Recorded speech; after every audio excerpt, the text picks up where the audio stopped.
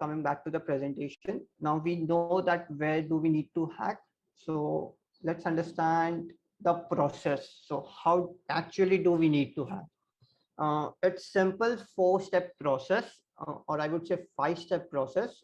First is planning and preparation. So while hacking onto any website, first you will need to know its infrastructure. So all these process you'll be seeing in the demo. I'll be showing you a demo. I've found a vulnerability on our own college website, Somaya.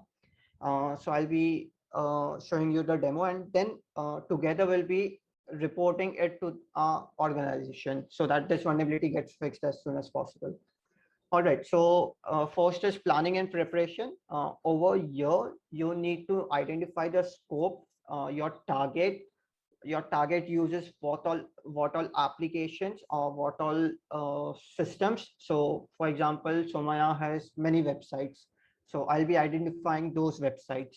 uh, Besides that, I'll be identifying what all email addresses does my organization have, so I can use those email addresses, and so on and so forth. I'll be identifying servers. I'll be identifying the servers on which the websites are running, the ports, and all that stuff.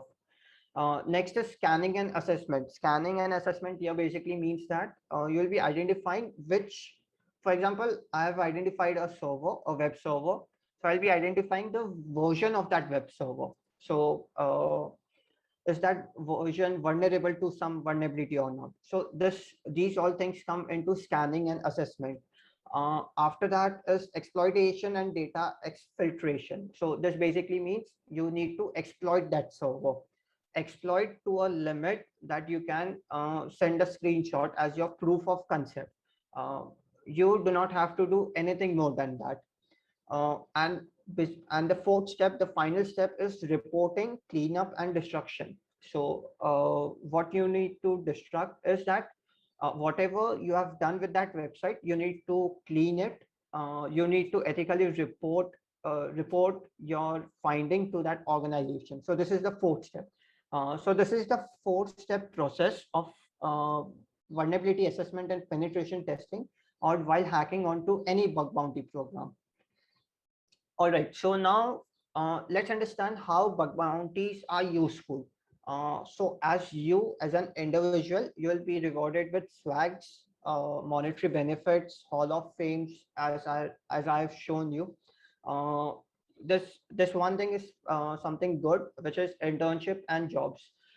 Believe me or not, you do not require any certification. OSCP, CEH, EJPT, like any of these certifications are actually not required to get a job or an internship into cybersecurity field.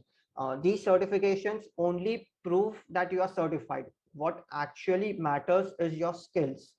If you have enough swags, rewards, or Hall of Fames from companies, you actually are skillful, and big companies usually will take you uh, with with this experience of yours. All those certification things are like just for namesake.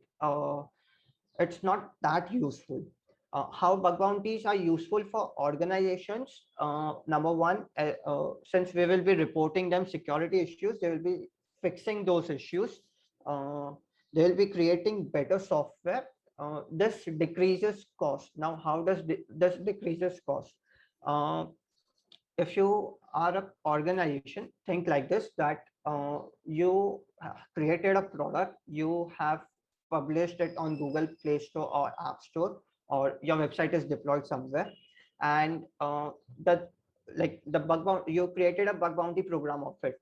Now if you have created a bug bounty program of it, you will obviously minimize your security team, because you have hackers out there who will be ethically reporting the findings to your organization. So you do not need to create a security team, or you can say that your security team can consist of less members.